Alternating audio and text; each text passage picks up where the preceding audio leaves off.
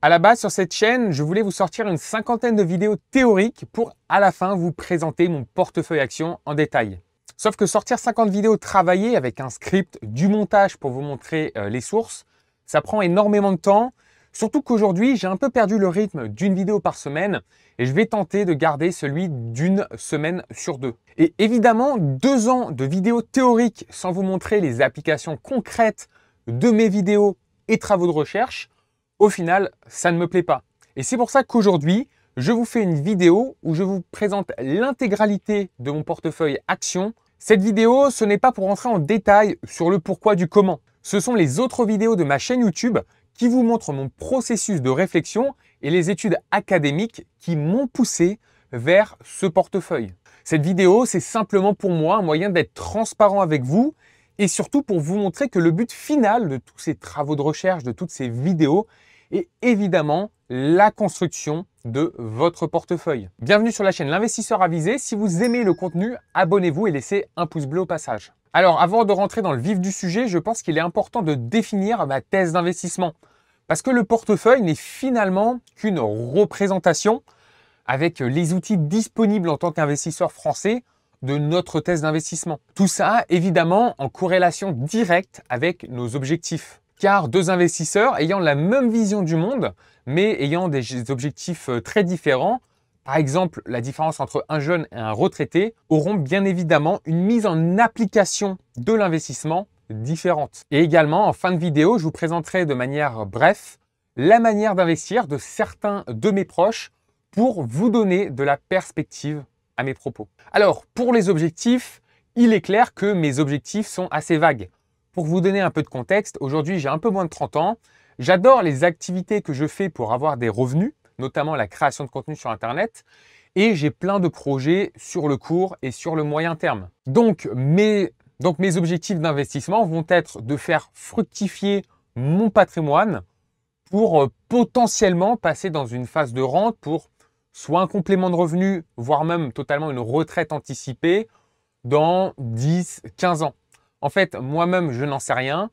Pour l'instant, j'aime ce que je fais, mais en tout cas, j'aimerais bien avoir cette option d'être libre financièrement à 40 ans max, de pouvoir simplement me dire que je peux arrêter mon activité ou en tout cas de faire des activités sans rémunération. Donc ça, c'était pour les objectifs.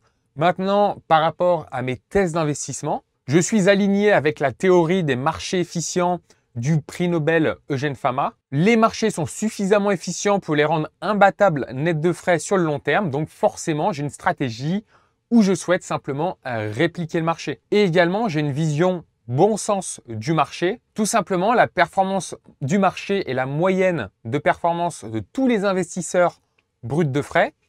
Les frais, c'est en général 2%, les frais de gestion pour les gérants actifs par exemple. Et pour les investisseurs particuliers, ça va être la fiscalité sur les dividendes, la fiscalité sur les plus-values lors du turnover régulier de leur portefeuille, sans oublier lors de ce turnover les frais de transaction et le slippage. Donc si je peux reproduire la performance du marché quasi sans frais, par exemple avec un ETF global à bas coût, alors je vais surperformer la moyenne des investisseurs de environ 2% par an. Pour justifier cette thèse, vous pouvez regarder mes vidéos sur les gérants actifs et l'étude Spiva. La vidéo sur les dividendes est également très intéressante car elle vous montre bien que pour un marché donné, l'optimisation des frais et de la fiscalité vont être des énormes leviers pour augmenter votre performance. Et pour optimiser au maximum le levier fiscal et minimiser les frais, évidemment, un ETF global ou des ETF globaux à bas coût dans les meilleures enveloppes fiscales. Et un dernier argument important pour ma thèse d'investissement, c'est que nous ne sommes pas des robots et surtout notre ressource temps est extrêmement limitée. Que vous soyez salarié, entrepreneur ou même si vous utilisez votre temps pour faire des activités non rémunératrices comme par exemple passer du temps avec vos proches, la ressource temps est trop précieuse pour être gaspillée à lire des rapports trimestriels, des journaux d'investissement ou regarder des top 5 actions PEA. Donc notre objectif par rapport à nos thèses, ça va être de reproduire le marché de la manière la moins chère possible, d'un point de vue frais, d'un point de vue fiscalité et surtout d'un point de vue temps, en y passant le moins de temps possible. On pourrait donc penser à avoir un ETF monde complet avec les small caps capitalisant sur CTO pour accomplir cette thèse. Nous répondons à l'optimisation du temps. Néanmoins, nous mettons de côté quelques optimisations fiscales et optimisations de frais en étant français. Voilà, par exemple, un tel ETF ACWI IMI n'existe pas sur PEA. Et donc, nous y sommes. Voici mon portefeuille modèle. Alors déjà, pourquoi modèle? Car entre la théorie et la pratique, il peut y avoir un fossé. Il peut y avoir des ajustements à faire. Vous allez comprendre lorsque je vais rentrer en détail. Également, il est impossible de conserver cette pondération simplement car les marchés bougent tous les jours. À la fin, je vous expliquerai ma stratégie pour arbitrer mon portefeuille. Mais avant ça, voici un petit commentaire pour chaque ligne. Ensuite, nous rentrerons dans les détails des ETF et des enveloppes fiscales que j'utilise. Donc, pour la ligne Emerging Market, grande et petite capitalisation de 10%, voici un papier qui m'a beaucoup aidé dans ma prise de décision. Je n'ai pas encore sorti de vidéo sur le sujet, mais elle arrivera très bientôt sur ma chaîne. Pour résumer en 20 secondes, l'idée de la diversification sur les marchés émergents, c'est que les marchés émergents sont les moins corrélés avec les marchés occidentaux. L'exemple le plus flagrant, c'est la décennie entre 2000 et 2010. Alors que les marchés occidentaux, notamment le marché américain, a fait du surplace pendant 10 ans, les marchés émergents ont un peu sauvé la performance de cette décennie. J'utilise une pondération de 10% simplement pour répliquer la pondération des marchés émergents dans la pondération mondiale. Ensuite, deuxième ligne, il va y avoir les small cap value américaines et européennes. Par rapport au papier académique, ça va être tous les travaux de Fama & French sur les facteurs. Également ce papier dont le nom est sympa, Size Matter if you control your junk. Idéalement, j'aurais préféré un indice mondial small cap value, mais aujourd'hui, aucun ETF réplique un tel indice. Petite parenthèse, mais des émetteurs d'indices et d'ETF dont la spécialisation et l'investissement factoriel vont potentiellement venir sur le marché européen avec des ETF UCITS, donc à voir dans le futur s'il y aura d'autres options. En attendant, j'utilise une répartition de 15% au total pour répliquer la pondération des small caps dans la bourse mondiale. J'utilise une pondération 10% US et 5% Europe afin de ne pas surpondérer les US. Et la surpondération Europe compense les marchés inaccessibles. Ensuite, le CAC 40, 10%, donc c'est le biais domestique. Quelques arguments pour ce biais domestique sont disponibles dans la vidéo sur le sujet. Un autre argument, vous allez voir plus tard, c'est le fait de compenser ma surexposition au SP500 par rapport au MSCI World en PEA. Je vous explique ça juste après. Et pour finir, le reste, donc le MSCI World, 65%. Tout simplement, pour le reste, on utilise une approche par pondération, par capitalisation boursière. Pourquoi une approche sans facteur sur les large caps alors que j'utilise une approche factorielle pour les petites capitalisations? Tout simplement parce qu'il y a pas mal de papiers qui remettent en cause ces fameux facteurs, surtout pour les large caps, et encore plus la possibilité de les exploiter via un investissement indiciel, encore une fois, surtout sur les large caps. Mon papier préféré sur le sujet est notamment Smart Beta Mirage, qu'on a revu en vidéo dans la vidéo sur les ETF Smart Beta. Par rapport à un investissement factoriel sur les large caps, je vois deux autres risques. Premièrement, les ETF factoriels ont souvent moins d'encours sous gestion. Et si l'investissement est fait sur un CTO et que l'ETF ferme ses portes, ça serait une potentielle catastrophe fiscale. Et deuxièmement, si après 10 ou 20 ans de sous-performance d'un facteur, on assiste à une exode de ces ETF qui amènerait une clôture, en plus de la catastrophe fiscale, on aurait surfé la vague de sous-performance d'un facteur sans pouvoir jouer le rebond. Et historiquement, des facteurs qui ont sous-performé pendant plus de 20 ans, ça existe, donc c'est une éventualité. Donc pour l'instant, ça c'était l'approche théorique de mon portefeuille. Évidemment, des ajustements peuvent être faits, car toujours dans ce souci d'optimisation des frais et de la fiscalité, en étant français, nous devons jongler entre différentes enveloppes fiscales. Donc pour l'implémentation, déjà parlons rapidement des enveloppes fiscales que j'utilise.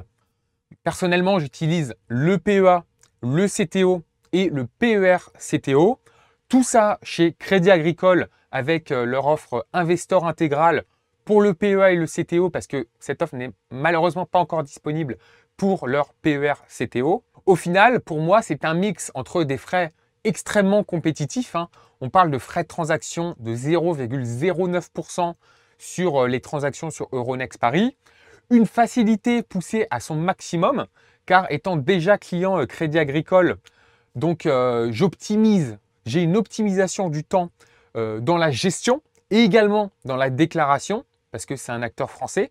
Donc pas besoin de réclamer un IFU rempli d'erreurs. Voilà, les informations vont être transmises directement au fisc. Ça ne va pas être le cas pour les courtiers étrangers. Et puis cette concentration dans une banque pourrait potentiellement me servir de levier en cas d'opération immobilière future. Vous voyez encore une fois que même par rapport à ce sujet-là, mes choix dépendent de ma situation, de mes objectifs. Évidemment, ce n'est pas à copier car aujourd'hui, vous avez d'autres super brokers français. Pour le PEA, je pourrais citer par exemple Bourse Direct ou Fortuneo. Pour le CTO, vous avez Shares qui vient de sortir. Et encore une fois, dans un souci de simplicité, notamment lors de la déclaration fiscale, voilà, avoir un courtier français est beaucoup plus simple. Donc ça, c'était pour les enveloppes. Maintenant, rentrons dans le concret d'un point de vue ETF en décortiquant chaque fraction de mon portefeuille. Déjà, parlons de la partie MSCI World 65%. Pour cette partie, j'utilise les 3 enveloppes PEA, CTO et PER CTO, tout simplement car le PEA est plein, donc je dois utiliser l'enveloppe CTO. Les ETF que j'utilise sont surtout ces 2 ETF, voilà, des très gros émetteurs, des très gros encours. Pour le CTO, je privilégie surtout le Amundi, car comme il est coté sur Euronext Paris, je ne paie que 0,09% de frais de transaction. Voilà, mis à part ça, pas grand-chose d'autre à dire. Par rapport à cette exposition sur le PEA, au final, je m'expose sur un ETF SP500 et je vais vous expliquer les raisons. Premièrement, le SP500, c'est avoir une exposition quasi au MSCI World, car le MSCI World est composé de 70% d'entreprises américaines. Sauf que vous passez de 0,38% de frais annuels à 0,15%.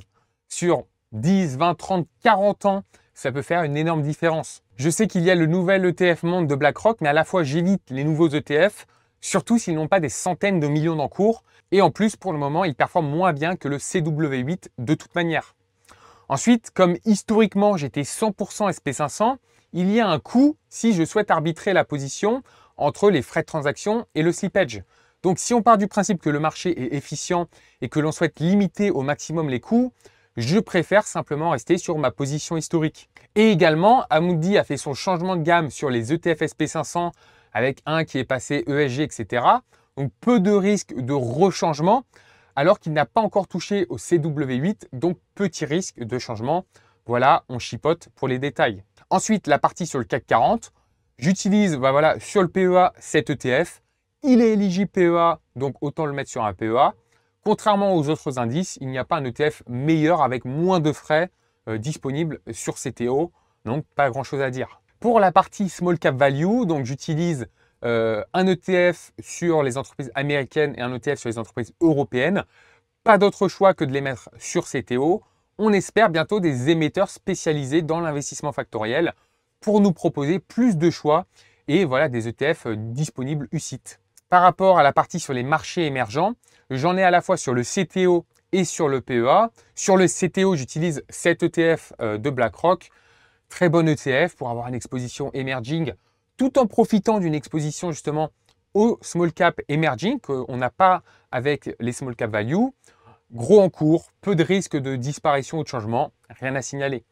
Mais également, j'utilise cet ETF sur le PEA. Et pourquoi je garde une partie emerging market en PEA? C'est que même si l'indice ne me plaît pas plus que ça, c'est pour garder une possibilité d'arbitrage sans friction fiscale, au cas où la décennie 2000-2010 se reproduit et que l'on voit une extrême surperformance des marchés émergents. Dans ce cas-là, il serait intelligent de faire un arbitrage et le fait que cet ETF soit sur PEA ne crée pas un événement taxable en cas d'arbitrage. Justement, en parlant de rééquilibrage et d'arbitrage, car c'est un élément important de la gestion d'un portefeuille, j'utilise les méthodes suivantes. Si une position est double ou moitié par rapport à sa pondération cible, alors je trigger un arbitrage. Je vais la remettre à niveau en utilisant les positions surpondérées. Mais surtout, lors de mes investissements mensuels, dès que j'ai de l'argent à investir, je vais toujours investir sur la position qui est sous-pondérée par rapport aux autres. Donc au final, mes investissements mensuels d'aujourd'hui et lorsque je serai en phase de rente, mes retraits mensuels arbitreront mon portefeuille de manière régulière. Encore une fois, le but est d'éviter au maximum la friction fiscale et les frais. Et c'est donc pour ça que j'utilise l'enveloppe du PEA pour mon exposition sur les marchés émergents, pour m'ouvrir une possibilité d'arbitrage sans friction fiscale. Alors j'anticipe déjà quelques commentaires avec des questions très pertinentes. Par exemple, quelle est ta façon de suivre la performance de ton portefeuille? Je vais faire une vidéo sur le sujet. Cette question a déjà été partiellement traitée dans celle-ci. Une autre question pourrait être pourquoi ne pas utiliser l'enveloppe de l'assurance vie? Alors pour être précis, j'ai pris date sur 2 contrats d'assurance vie, Spirica 2 et Avenir 2. Je vous invite à faire de même car prendre date est indispensable et surtout ne vous coûte rien. Il suffit juste de bloquer une centaine d'euros. Si vous êtes intéressé par les mêmes contrats d'assurance vie que j'utilise, vous trouverez le lien en description. Néanmoins, pour répondre de manière plus complète à cette question, pourquoi je n'utilise pas de manière significative des contrats d'assurance vie, encore une fois, il y aura une vidéo sur le sujet. Alors voilà pour la vidéo, j'espère qu'elle vous a plu. Je tiens à réitérer le disclaimer du début de la vidéo. Un portefeuille doit être personnel suivant ses objectifs, ses connaissances, ses perspectives, ses croyances, etc. Et pour vous donner un exemple concret, le portefeuille que j'utilise et que je vous ai décrit dans cette vidéo, ce n'est pas le portefeuille que je recommande à la plupart de mes proches. Je vous donne un exemple tout simple. Ma copine, par exemple, investit uniquement sur l'ETF CW8 sur PEA. Une seule enveloppe, un seul ETF, et elle performe et performera aussi bien que moi, grosso modo, tout en ayant une approche beaucoup plus simple. Le plus important au final, c'est d'être confortable avec sa manière d'investir. Car ce qui fera vraiment la différence de performance entre 2 investisseurs, ça va être la capacité à maintenir le cap sur le long terme, sur le très long terme. Je vous parle de plusieurs décennies. Pour certaines personnes, maintenir le cap sera plus simple avec une approche très simpliste, avec seulement un ETF. Pour d'autres personnes, comme moi, maintenir le cap sera plus facile, j'aurai plus confiance en mon portefeuille, avec un portefeuille un peu plus sophistiqué. Et pour finir, surtout, n'hésitez pas à vous abonner à ma chaîne si vous ne voulez pas manquer les nouvelles vidéos. Vous trouverez déjà un tas de vidéos intéressantes qui justifient une partie de ma manière d'investir. Pour le reste, elles sont en préparation et vous ne voulez pas les manquer.